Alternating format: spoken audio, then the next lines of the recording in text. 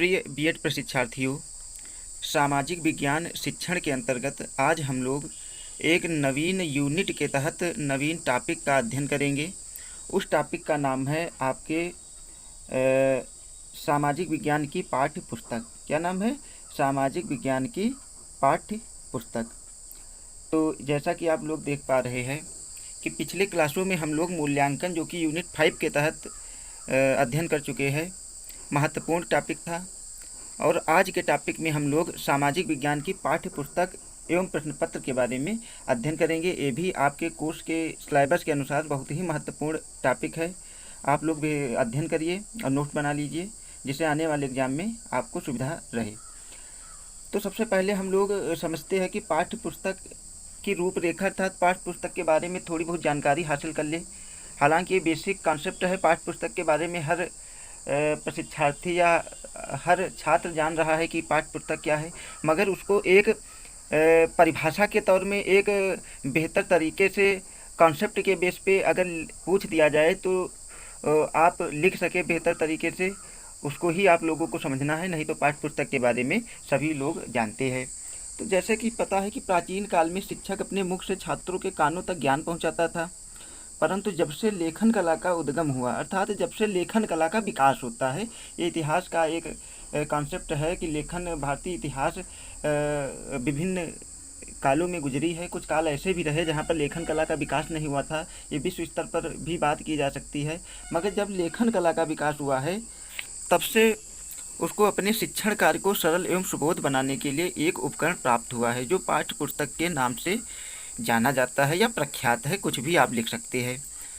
अब हम लोग समझते हैं भारतीय विद्यालयों में इस उपकरण का उपयोग अर्थात पाठ्य पुस्तक का उपयोग पर्याप्त मात्रा में आजकल भी हो रहा है, परंतु रूसो, पेस्टालॉजी, फ्रोबेल, जॉन डीवी आदि विचारकों के विचारों एवं प्रयोगों ने शिक्षा के व्यवहार में विभिन्न परिवर्तन किए। क्या किए? कि विभिन्न परिवर्तन किए पाठ्य पुस्तक के को ना स्वीकार करने को लेकर, अर्थात पाठ्य पुस्तक की धारणा को कुछ हद तक छोड़कर कहीं ना कहीं मनोवैज्ञानिक ढंग से शिक्षण कार्य को प्रसारित किया जाए, जिससे कि विषय सामग्री को बेहतर तरीके से अध्ययन करवाया जा सके, ज्ञान प्रदान किया जा सके या अन्य चीज़ें समाहित किया जा सके। तो ये मनोवैज्ञानिक जो हुए, जिसमें कि आपके रूसो, पेस्टालॉजी, फ्रोबेल, जॉन डीवी तथा अन्य भी विचारक हुए, जिनके विचारों एवं प्रयोगों ने शिक्षा के व्यवहार में विभिन्न परिवर्तन किए। इन परिवर्तनों के फलस्वरूप पुस्तकीय ज्ञान तथा परंपरागत विधियों के विरुद्ध आंदोलन चलाया गया। जैसे परंपरागत पाठ्य पुस्तक, जब से लेखन कला का विकास हुआ है तो शिक्षण कार्य पाठ्य पुस्तक के माध्यम से ही संचालित हो रहा था। जैसे कि भारत में वैदिक काल जो समय था वह श्रुतियों के माध्यम से, अर्थात ज्ञान को सुनकर अध्ययन कर करके रट के दूसरे लोगों में पहुंचाना, एक वर्ग दूसरे वर्ग में पहुंचाना या एक वंश के द्वारा अपने आने वाले वंशों के माध्यम से पहुंचाना, ये भारतीय वैदिक कला की विशेषता थी। तब लेखन कला विकास नहीं हो पाया था, तो केवल श्रुतियों के माध्यम से रटने की प्रवृत्ति के माध्यम से सारी चीज़ें सिखा दी जाती थी। तो ये विशेषता थी वैदिक काल की। अब आगे बात करते हैं हम लोग कि जब इन परिवर्तनों के फलस्वरूप पुस्तकीय ज्ञान तथा परंपरागत विधियों के विरुद्ध आंदोलन चलाया गया और शिक्षा में क्रियात्मक विधियों द्वारा ज्ञानार्जन करने पर बल दिया गया। इस कारण पाठ्य पुस्तक को महत्वहीन माना जाने लगा। परंतु 20वीं शताब्दी के प्रथम 2 दशकों से पुनः पाठ्य पुस्तक के महत्व को स्वीकार किया गया। अमेरिका में प्रयोगों द्वारा यह सिद्ध किया गया कि पाठ्य पुस्तक को शिक्षा पद्धति से पृथक नहीं किया जा सकता, अतः इसको शिक्षण प्रक्रिया का एक महत्वपूर्ण साधन स्वीकार किया जाना चाहिए। किसको? आपके पाठ्य पुस्तक को, क्योंकि पाठ्य पुस्तक के बगैर एक बेसिक कॉन्सेप्ट जो अध्यापक तथा छात्र के मध्य रहता है वह नहीं बन पाएगा। तो इन दोनों की कड़ी के रूप में आप पाठ्य पुस्तक ही जोड़ी रखती है, जिससे कि शिक्षण कार्य बेहतर तरीके से क्रमबद्ध रूप से और सिलेबस के अनुसार संचालित होता रहता है। ये आपकी पाठ्य पुस्तक की एक सामान्य रूपरेखा है। अब हम लोग पाठ्य पुस्तक का अर्थ पढ़ते हैं और इसकी परिभाषा भी 1-2 देख लेते हैं, जिससे कि बेहतर तरीके से एग्जाम में आप लोग लिख सके। जैसा कि मैंने बताया है कि पाठ्य पुस्तक जो है वह कहीं ना कहीं एक पुल के रूप में या स्रोत के रूप में या एक कड़ी के रूप में छात्र व अध्यापक को जोड़े रखती है। क्योंकि इसी बल पर तारतम्यता आती है, शिक्षण कार्य के चलता है तथा अन्य सारी चीज़ें निकल कर आती है जो कहीं ना कहीं क्लास में अनुशासन बनाए रखने में महत्वपूर्ण भूमिका निभाती है। पाठ्य पुस्तक के माध्यम से या आपके पुस्तकों के माध्यम से जो ज्ञान प्रदान किया जाता है वह ज्ञान प्रदान करता है अध्यापक, और जिससे कि छात्र का मानसिक विकास हो सके या अन्य भी सारी चीज़ें निकल कर आ सके जो कि उसके आपके कक्षा के आधार पर बेहतर तरीके से कोर्स संचालित किया जा सके। ये सब सारी पाठ्य पुस्तक के अर्थ के रूप में हम लोग समझते हैं। जैसा कि अध्ययन व अध्यापन की प्रक्रिया में पाठ्य पुस्तक का महत्वपूर्ण स्थान है। यह एक ऐसी शिक्षण वस्तु है जिसके बिना अध्यापक व छात्र दोनों का अस्तित्व अधूरा है। तो यही पाठ्य पुस्तक की विशेषताएं या कुछ भी आप लोग समझ सकते हैं तथा इसी आधार पर आप लोग देखते हैं कि पाठ्य पुस्तक के आधार पर ही हम लोग कहीं ना कहीं लेखन कार्य करने के लिए प्रेरित होते हैं, जिससे कि पाठ्य वस्तु को सुगम व सरल बनाया जा सके व आकर्षक बनाया जा सके तथा एक तकनीकी ढंग से बेहतर तरीके से कोर्स को संचालित किया जा सके। ये सब पाठ्य पुस्तक का ही अर्थ के रूप में आप लोग समझ सकते हैं। अब परिभाषा के रूप में हम लोग देखते हैं, एक व्यक्ति हुए बेकन। बेकन ने एक बहुत सिंपल परिभाषा दी थी जिससे कि आप लोगों को याद हो सके। इस परिभाषा पाठ्य पुस्तक से संबंधित उन्होंने कहा था, पाठ्य पुस्तक कक्षा कक्ष में प्रयोग के लिए निर्धारित की गई पुस्तक है। अर्थात जो आपकी पाठ्य पुस्तक है आपके कक्षा के अनुकूल, आपके क्लास के अनुकूल, विषय के अनुकूल एक सामग्री निर्धारित कर दी जाती है कि इसके अंतर्गत आपको ये पढ़ना है। तो उसी का एक संगठित रूप जो आपको पाठ्य पुस्तक के रूप में प्रदान कर दिया जाता है, जिससे कि शिक्षण कार्य संचालित हो सके। क्या पढ़ाना है, क्या सीखना है, किस आधार पर सीखना है, किन विषयों का ज्ञान लेना है, ये सारी चीज़ें आपके पाठ्य पुस्तक में समाहित की जाती है। तो बेकन महोदय ने क्या कहा, पाठ्य पुस्तक कक्षा कक्ष में प्रयोग के लिए निर्धारित की गई पुस्तक है। अब हम लोग आगे बढ़ते हैं। अब आगे हम लोग बढ़ते हैं तो देखते हैं कि सामाजिक विज्ञान की पाठ्य पुस्तक की आवश्यकता, अर्थात इसकी क्या आवश्यकता पड़ी, किन मूल्यों को निर्धारित कर रहा है, किन चीज़ों को समाहित कर रहा है। तो ये सारी चीज़ें दिखाने का प्रयास किया गया है यहाँ पे। जैसे कि आपके एग्जाम में ऐसी चीज़ें पूछ दी जाती है तो आप पाठ्य पुस्तक की आवश्यकता या महत्व को लिख सके। तो ये सारे महत्व मैंने यहाँ पे लिख दिया है और इसको कहीं ना कहीं थोड़ा विस्तारित रूप से मैं व्याख्यान के द्वारा ही बताऊँगा, क्योंकि सारी चीज़ें यहाँ पर लिखी नहीं जा सकती है, आपका वीडियो लंबा हो जाएगा। तो हम लोग पढ़ते हैं पाठ्य पुस्तक की आवश्यकता महत्व को। तो सबसे पहले हम लोग देखते हैं कि सामाजिक अध्ययन एक नवीन विषय है। इसकी उपयुक्त पाठ्य पुस्तकों का बाजार में अभाव है। अभाव इसलिए है कि बहुत बेहतर तरीके से चीज़ों को प्राप्ति नहीं हो पाती है। तो सबसे पहले हम लोग जानते हैं कि जैसा कि सामाजिक विज्ञान शिक्षण में इतिहास, भूगोल, नागरिक शास्त्र, अर्थशास्त्र आदि सारी चीज़ों की जानकारी प्रदान की जाती है। आदि विषयों की जानकारी सामाजिक विज्ञान शिक्षण या सामाजिक विज्ञान में दी जाती है। अर्थात इसमें ऐसे विषयों को समाहित किया जाता है कहीं ना कहीं समाज से सीधे संबंधित होती है।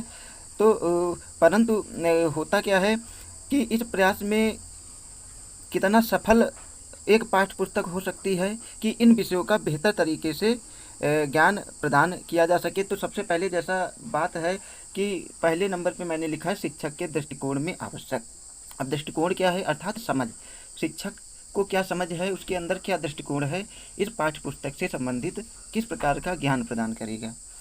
तो प्रथमतः सामाजिक अध्ययन की पाठ्य पुस्तक की आवश्यकता शिक्षक को ही है, क्योंकि शिक्षक ही विषय से संबंधित ज्ञान प्रदान करेगा। तो सबसे पहले उस शिक्षक पाठ्य पुस्तक से ही मार्गदर्शित होता है, मार्गदर्शन प्रदान करता है।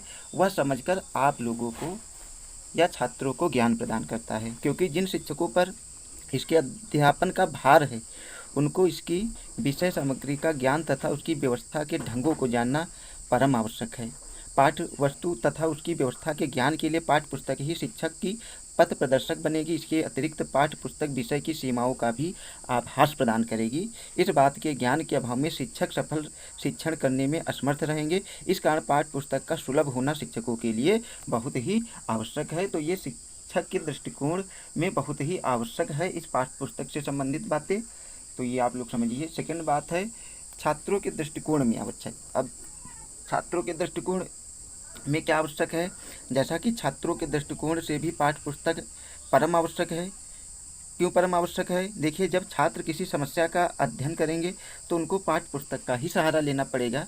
वो बेसिक कॉन्सेप्ट या ज्ञान अपने क्लास में लेगा, मगर घर पे या कहीं बाहर ऐसी जगहों पे अगर उस कॉन्सेप्ट को भूल जाता है तो वो सहारे के तौर पे पाठ्य पुस्तक ही योगदान या मार्गदर्शन प्रदान करता है। ठीक, किसी इकाई या निर्धारित कार्य की तैयारी के लिए आवश्यक है। एक छात्र के लिए पाठ्य पुस्तकें वैयक्तिक विभिन्नताओं को भी संतुष्ट करने में सहायक है, क्योंकि वे छात्रों की आयु, मानसिक स्तर, रुचि तथा दृष्टिकोणों को ध्यान में रखकर लिखी जाती है। स्वाध्ययन के लिए आवश्यक है। एक छात्र के लिए स्वाध्ययन पाठ्य पुस्तकों के माध्यम से ही किया जा सकता है, तो जिसके कारण वो कहीं ना कहीं अपनी पाठ्य क्रियाओं को या पाठ्य ज्ञान को याद करता है।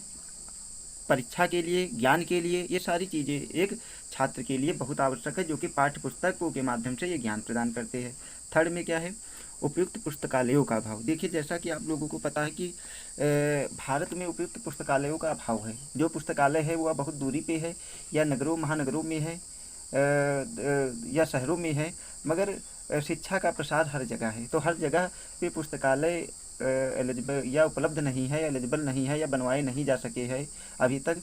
तो उन पुस्तकालयों के अभाव में क्या होता है, ये पाठ्य जो पुस्तक होती है आपकी, वही आपको मार्गदर्शित करती है। आपके पास जो पाठ्य पुस्तक जब रहती है उसी के द्वारा आप लोग ज्ञान प्रदान करते हैं, तो इसके लिए भी पाठ्य पुस्तक महत्वपूर्ण है। ठीक, आवश्यक है या महत्वपूर्ण है।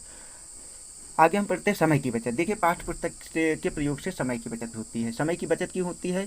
क्योंकि पाठ्य पुस्तक के माध्यम से सारी की सारी बातें समाहित कर दी जाती है कि सिलेबस के अनुसार आपको क्या पढ़ना है, किस स्तर का पढ़ना है और कैसे पढ़ना है। ये सारी चीज़ें आपके पाठ्य पुस्तक में समाहित कर दी जाती है, जिससे कि एक निश्चित क्रम में, निश्चित व्यवस्था के तहत आप अध्यापन कार्य करेंगे, जिससे समय की बचत हो जाती है, और जिसमें कि बच्चों या छात्रों में एक प्रकार की व्याकुलता नहीं रहती है।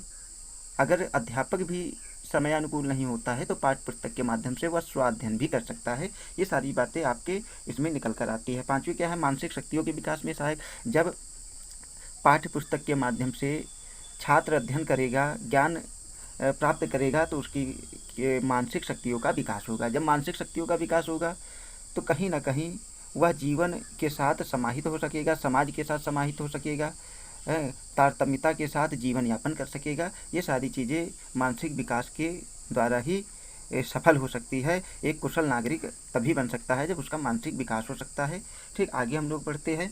उत्तम स्तर की प्रतिष्ठापित करने में सहायक। उत्तम स्तर को प्रतिष्ठापित अर्थात स्थापित करने में, जो स्तर आपका है, ज्ञान का जो स्तर है, उसको प्रतिष्ठापित करने में पाठ्य पुस्तक एक महत्वपूर्ण भूमिका निभाता है। ये सारी बातें इसमें निकल कर आती है।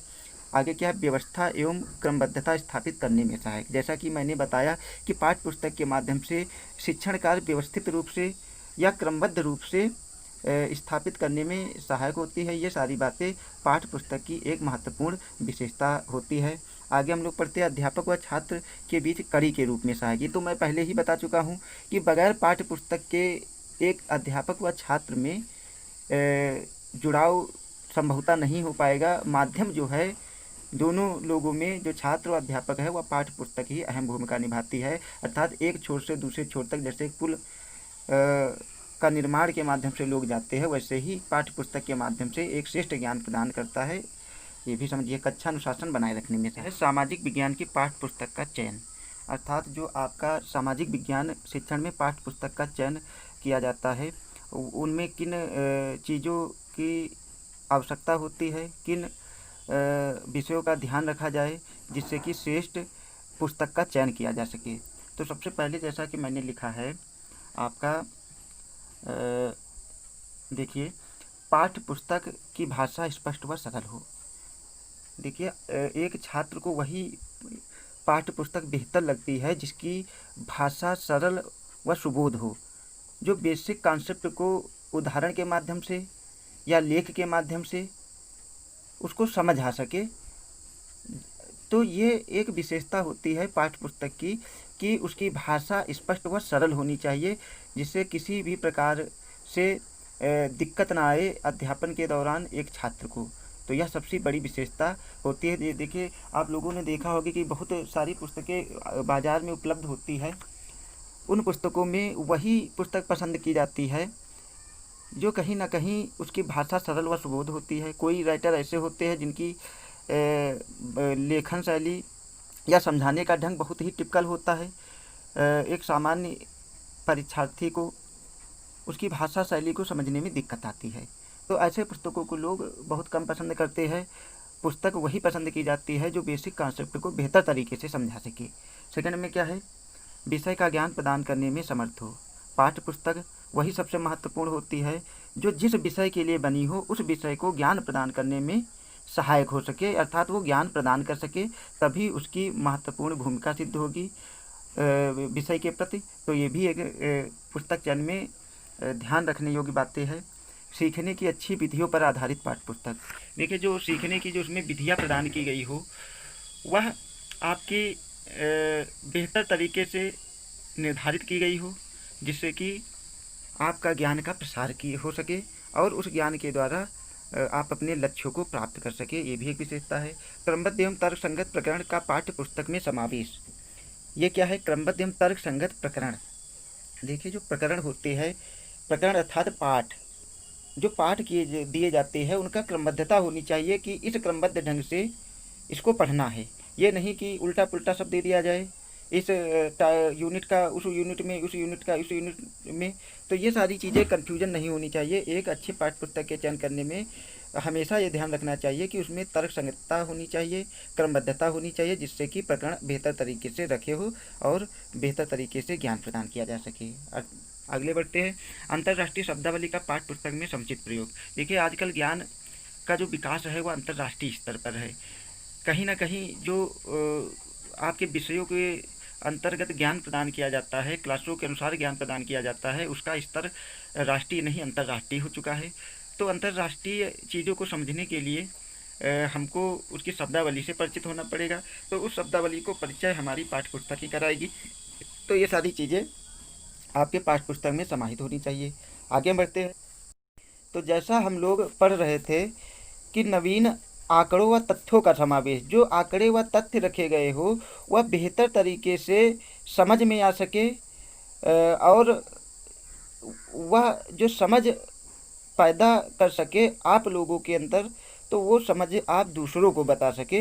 ये और सबसे बड़ी विशेषता ये होती है कि नवीनता होनी चाहिए। नवीनता का अर्थात ये होता है, मतलब कि समय के अनुकूल जब बदलाव होता है तो यह नहीं है, ज़रूरी नहीं है कि पिछले ही सिलेबस के अनुसार या पिछले ज्ञान के आधार पे हम लोग जुड़े रहें, क्योंकि हमेशा शोध कार्य जीवन में चलते रहते हैं, लोगों के द्वारा चलते रहते हैं। तो शोध के माध्यम से नई नई चीज़ों को समावेश समय के साथ होता रहता है। तो एक पुस्तक में नवीनता भी होनी चाहिए, समय के अनुकूल जो चल सके। तो ये भी महत्वपूर्ण है। आगे हम लोग पढ़ते हैं आपका अंतर्राष्ट्रीय भाईचारे का ज्ञान करने में सहयोग। देखिए, समाज कहीं ना कहीं भाईचारे के बुनियाद पर ही टिका हुआ है। इस बुनियाद को और भी संगठित करने के लिए और भी मजबूत बनाने के लिए हमको सामाजिक विज्ञान जैसे ही विषयों का अध्ययन करना पड़ता है, जिसमें कि उन विषयों का ज्ञान प्रदान किया जाता है। कहीं ना कहीं एकता, अखंडता, भाईचारा, मानवता आदि सारी चीज़ें इसके माध्यम से सीखने को प्राप्त होती है। तो हम लोग राष्ट्रीय न होकर अंतर्राष्ट्रीय भाईचारे का ज्ञान प्रदान कर सके या मानवता के साथ जुड़ सके पूरे विश्व में, तो ऐसा ज्ञान पाठ्य पुस्तक में होना आवश्यक है। ऐसे ही पाठ्य पुस्तक का चुनाव किया जाना चाहिए। आगे हम बढ़ते हैं। विषयानुकूल प्रश्नों का समावेश। देखिए, उसमें जो प्रश्न की रूपरेखा प्रश्न रखे हो वो विषयानुकूल हो, जो आपका सिलेबस आपने पढ़ा हो उसी के अनुकूल प्रश्नों को भी उसमें निर्धारित किए जाए, जिससे कि कन्फ्यूजन की स्थिति पैदा ना हो सके। जो आपको ज्ञान उस पाठ्य पुस्तक के माध्यम से दिया जा रहा है उसी के ही प्रश्न पूछे जाए, तभी वह पाठ्य पुस्तक बेहतर सिद्ध होगी, नहीं तो कन्फ्यूजन की स्थिति हमेशा रहेगी। आगे बढ़ते हैं। समयानुकूल बदलाव में विशेषता। अर्थात एक पाठ्य पुस्तक की सबसे बड़ी विशेषता ये भी होती है कि समयानुकूल समय के अनुसार उसमें बदलाव भी होते रहे। शोध के माध्यम से जो नई नई बातें निकल कर आती है, उन नई नई बातों का समावेश उस पाठ्य पुस्तक में भी होना चाहिए, जिससे कि ज्ञान में नवीनता लाया जा सके। आगे हम लोग बढ़ते हैं। मानचित्रों एवं चित्रों का प्रयोग। देखिए, पाठ्य पुस्तक में मानचित्रों एवं चित्रों का प्रयोग भी भरसक होना चाहिए। क्यों होना चाहिए? देखिए, सामाजिक विज्ञान शिक्षण कहीं ना कहीं इतिहास, भूगोल, नागरिक शास्त्र और अर्थशास्त्र, इन सारी चीज़ों में कहीं ना कहीं आपको मानचित्र, चित्र तथा ऐतिहासिक स्थल आदि चीज़ों का, आदि तथ्यों का समावेश बहुत बहुत ही ज़रूरी होता है। क्योंकि इतिहास जब आप पढ़ेंगे तो इतिहास बगैर आप मानचित्र या स्थल या स्मारक या अन्य भी जो सामग्री निकल कर आती है ऐतिहासिक, उसके बगैर बेहतर ज्ञान नहीं प्रदान किया जा सकता। ऐसे आप भूगोल पढ़ेंगे तो भूगोल में भी आप बगैर मानचित्र, ग्लोब आदि के द्वारा बेहतर ज्ञान नहीं मिल सकता है। तो सामाजिक विज्ञान शिक्षण में पाठ्य पुस्तक उस रूप में हम लोग चयन करें जहाँ पर इन सारी चीज़ों का समावेश किया गया हो, जिससे कि बेहतर कॉन्सेप्ट के साथ बेहतर तरीके से ज्ञान प्रदान कर सके या किया जा सके। ठीक, ये भी एक पुस्तक के चयन में महत्वपूर्ण विशेषता रहती है। आगे बढ़ते हम लोग। ऐतिहासिक स्थलों का महत्व, जैसा कि अभी मैंने बताया, कोई बताने की आवश्यकता नहीं। आकर्षण व रंगीन। देखिए, आकर्षण व रंगीन जब पाठ्य पुस्तक होती है, वह कहीं ना कहीं बच्चों का ध्यान अपनी तरफ आकृष्ट या खींचती है। जब ध्यान बच्चे का उस पाठ्य पुस्तक की तरफ ऑटोमेटिक जाते, अर्थात जब ज्ञान बच्चे को लुभाती है चित्रों या कि उसके विभिन्न प्रकार के रूपों के द्वारा, तो कहीं ना कहीं आकर्षण का भाव पैदा होता है। जब आकर्षण का भाव पैदा होता है तो बच्चा कहीं ना कहीं, छात्र उस पाठ्य पुस्तक के प्रति मन लगा के पढ़ता है। तो ये सारी चीज़ें आपके पाठ्य पुस्तक के चयन में महत्वपूर्ण बातें निकल कर आ रही थी, मैंने सारी चीज़ें बता दी है। अब हम लोग आगे बढ़ते हैं। देखिए, अब हम लोग पढ़ते हैं सामाजिक विज्ञान की पाठ्य पुस्तकों के मूल्यांकन का मापदंड। मूल्यांकन हम लोगों ने पढ़ चुका है। मूल्यांकन क्या बात बता रहा है? अर्थात मूल्यांकन का एक सामान्य अर्थ क्या होता है? मूल्य का अंकन करना। किसी भी विषय वस्तु, किसी भी व्यक्ति, किसी भी वस्तु, किसी भी कॉन्सेप्ट या किसी भी सामग्री का जो उसकी विशेषता के आधार पर मूल्य अंकित किया जाता है, उसे ही मूल्यांकन के द्वारा ही मूल्यांकित किया जाता है। और मूल्यांकन किन किन आधार पर किया जाता है, कैसे कैसे किया जाता है, ये पूर्व कक्षाओं में मैंने बता चुके हैं, अब बताने की आवश्यकता नहीं है। तो वही कह रहा है कि सामाजिक विज्ञान की पाठ्य पुस्तक में मूल्यांकन का क्या मापदंड होना चाहिए। तो देखिए, क्या मूल्यांकन का मापदंड होना चाहिए। सबसे पहले देखिए, प्रकाशन की सामग्री। प्रकाशन की सामग्री का मतलब होता है जब कोई पुस्तक छपती है, कहीं ना कहीं प्रकाशन के माध्यम से, एक प्रिंटिंग प्रेस के माध्यम से या ऐसे जगहों से छपती है जिसमें निम्न बातों का ध्यान रखना बहुत आवश्यक होता है। जैसे कि पुस्तक का नाम, जब प्रकाशन होता है, पुस्तक को लेखबद्ध किया जाता है, तो सबसे बड़ा ध्यान रखने योग्य बात है पुस्तक का नाम। पुस्तक का नाम बेहतर तरीके से लिखा जाए, स्पष्ट होना चाहिए। लेख या लेखकगण, जो उस पुस्तक के रचनाकार है, जिसने अपने मन मस्तिष्क के द्वारा लिखा है, लेखन कार्य किया है, उन लेखनकार को एक तो करता नहीं है, एक भी करता है, दो भी करते हैं, संयुक्त रूप से भी लेखन कार्य किया जाता है। तो सभी लोगों का स्पष्ट नॉलेज होना चाहिए, उनकी योग्यता का नॉलेज होना चाहिए, जिससे पता चल सके कि इस योग्यता के साथ, इस कॉन्सेप्ट के साथ, इस बेहतर तरीके से इस लेखक के द्वारा ये बातें लिखी गई है। प्रकाशक का नाम भी लिखा होना चाहिए। जहाँ से प्रकाशन पुस्तक का हो रहा है, उस प्रकाशक का नाम भी लिखा होना आवश्यक है। क्योंकि बाज़ार में भांति भांति प्रकार के प्रकाशक मौजूद होते हैं। कोई अच्छे क्वालिटी की पुस्तकें स्वीकार करता है, कोई निम्न क्वालिटी के भी छाप देता है। तो प्रकाशक के द्वारा भी कहीं ना कहीं पुस्तकों का मूल्यांकन हो जाता है। बाज़ार में उन्हीं प्रकाशकों की पुस्तकें ज़्यादा बिक्री में रहती है, जो कहीं ना कहीं बेहतर तरीके से या अच्छे लेखकों की सहायता से प्रकाशन कार्य किया है। तो प्रकाशक का नाम भी बहुत महत्वपूर्ण है। पृष्ठों की संख्या, देखिए, सामान्य जानकारी के लिए क्रमबद्ध रूप से पढ़ने के लिए पृष्ठों की संख्या का जानकारी बहुत ज़रूरी है, क्योंकि पृष्ठ संख्या हमको कहाँ पर कौन सारी चीज़ें लिखी हुई है और तुरंत हम लोग पहुँच जाते हैं। तो पृष्ठ की संख्या भी महत्वपूर्ण है। पुस्तकों का मूल्य, देखिए पुस्तक बाजार में विभिन्न मूल्यों में उपलब्ध होती है उनकी विशेषता के आधार पर। तो एक पाठ्य पुस्तक की जो मूल्यांकन का मापदंड होता है वह पुस्तक के मूल्य पर भी निर्धारित होता है। बहुत अधिक मूल्य वाली पुस्तकें सामान्य व्यक्ति नहीं खरीद पाता है। तो ये सारी चीज़ें उसमें पहले से ही लिखी होनी चाहिए, जिससे उनको देखकर ही पता चल सके कि इस पुस्तक का मूल्य क्या है और वो मेरे व्यवस्था के अनुसार है या नहीं है, मैं खरीद सकता हूँ या नहीं खरीद सकता हूँ। तो ये भी एक मूल्यांकन का मापदंड होता है। आगे हम लोग पढ़ते हैं विषय का संगठन। विषय का संगठन क्या है? देखिए, विषय को जो संगठित किया गया, जो उसमें ज्ञान प्रदान किया गया है, उस ज्ञान को एकत्रित किया गया है। संगठन का मतलब एकत्रित करना। तो वो क्या बता रहा है? पाठों का सामान्य योजना, पाठ किस प्रकार से रखना है, कौन सी सामान्य योजना बनाना है, या फिर पाठों का तर्क सम्मत विभाजन, अर्थात उसका कैसे विभाजन किया जाना है। ये सब सारी चीज़ें जो है आपका मूल्यांकन के मापदंड के अंतर्गत आ जाती है। पाठों की पूर्णता और सारांश, जो सारांश दिया जाता है, सारांश जो एक प्रकार से जो सारी चीज़ें लिखी जाती है सारांश के माध्यम से, वो एक पाठ्य पुस्तक के मूल्यांकन का मापदंड को निर्धारित कर देता है। तो विषय का संगठन भी महत्वपूर्ण है। प्रस्तुतिकरण, प्रस्तुतिकरण में हम लोग देखते हैं शैली, भाषा, ठीक, स्थूलता, निष्पक्षता और प्रायोगिक शब्द। देखिए वो किस शैली में लिखी गई है, शैली का भाव क्या है, उसकी भाषा का भाव क्या है, स्थूलता अर्थात वो कैसी दिख रही है, स्थूलता का मतलब यही है कि कैसी दिख रही है, ठीक। निष्पक्षता, उसमें जो निष्पक्षता का भाव है वो किस प्रकार का प्रयोग किया गया है, और उसमें जो प्रायोगिक शब्द, जो शब्दों का प्रयोग किया गया है वो किस प्रकार का है। तो ये सारे के सारे मूल्यांकन के मापदंड के अंतर्गत सारी चीज़ें आ जाती है। अब आगे हम लोग बढ़ते हैं। प्रश्न,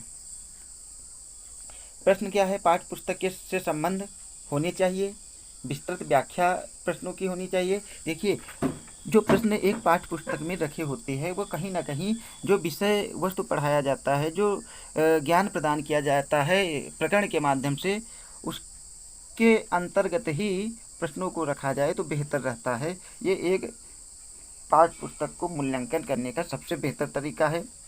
विषयानुकूल, जैसा कि मैंने बताया, मानसिक विकास में सहायक। तो ये सारी चीज़ें आपकी निकल कर आती है प्रश्न के अंतर्गत। यांत्रिक तत्व, देखिए जो पाठ्य पुस्तक का यांत्रिक तत्व होता है, यांत्रिक तत्व का मतलब होता है पुस्तक का आधार एवं साज सज्जा, उसकी साज सज्जा की बनावट कैसी है, आकर्षित हमको कर रही है, नहीं कर रही है। क्योंकि पहला प्रभाव आकर्षण के द्वारा ही किसी भी विषय वस्तु पर पड़ता है या किसी भी सामग्री पर पड़ता है। रंग रूप की द्वारा ही सबसे पहले एक आकर्षण का भाव व्यक्ति के मन में जागृत होता है।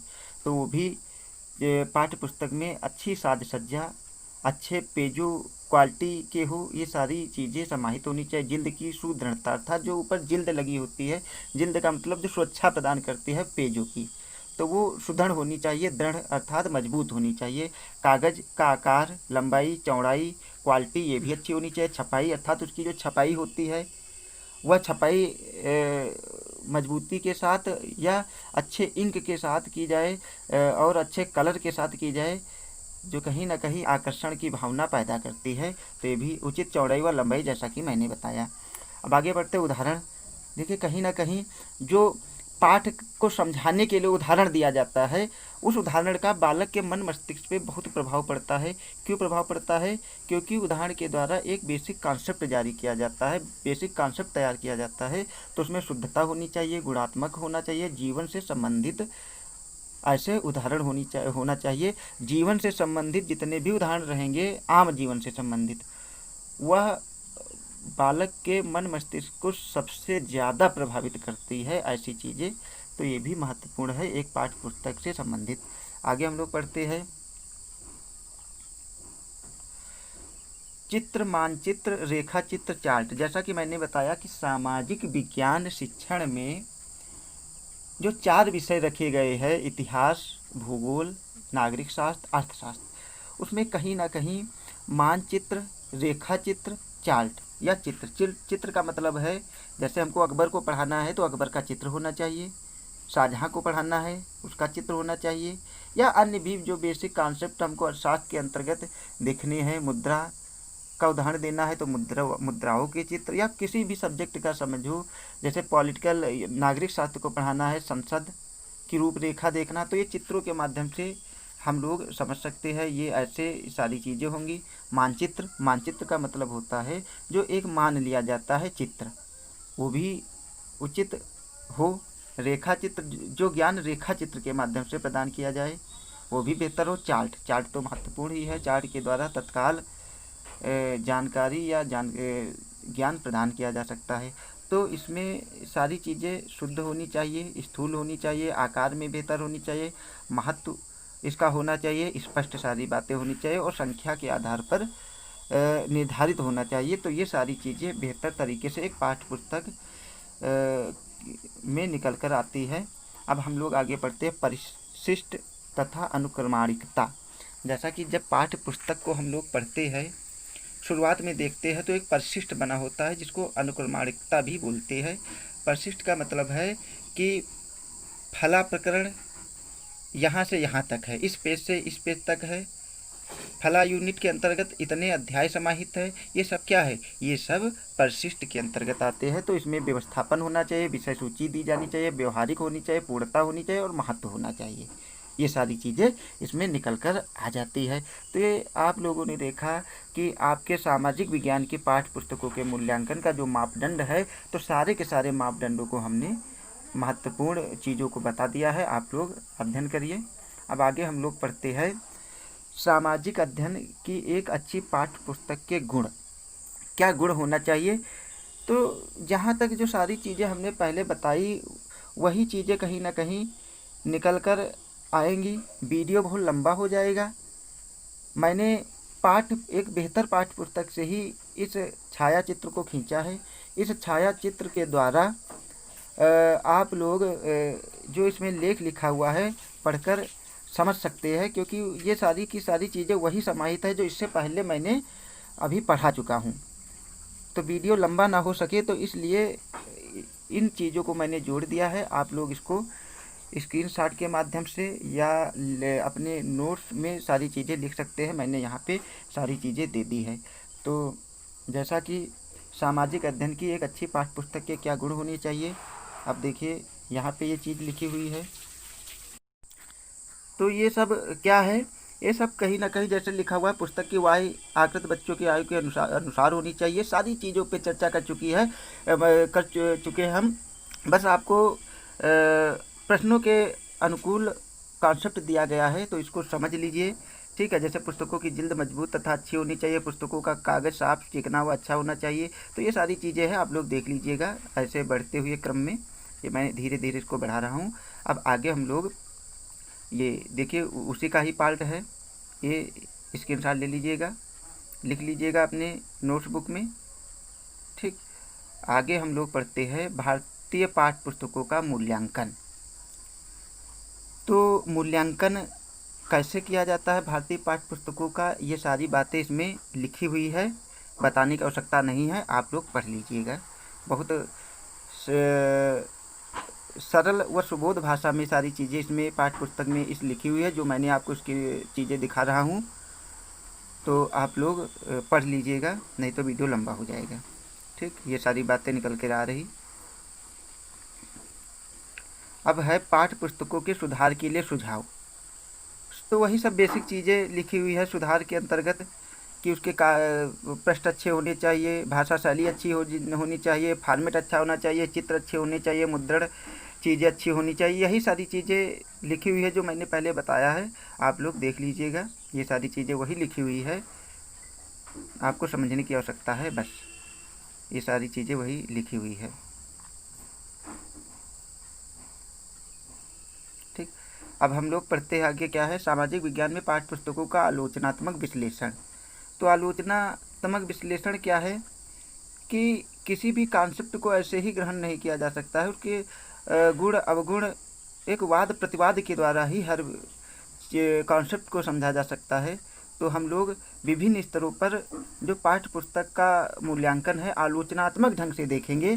तो ये सारी आलोचनात्मक ढंग से चीज़ें लिखी हुई है, इसको भी आप लोग देख लीजिएगा। ठीक, कोई बहुत बड़ी चीज़ें नहीं, आप लोग आसानी से समझ जाएंगे ये सारी चीज़ें।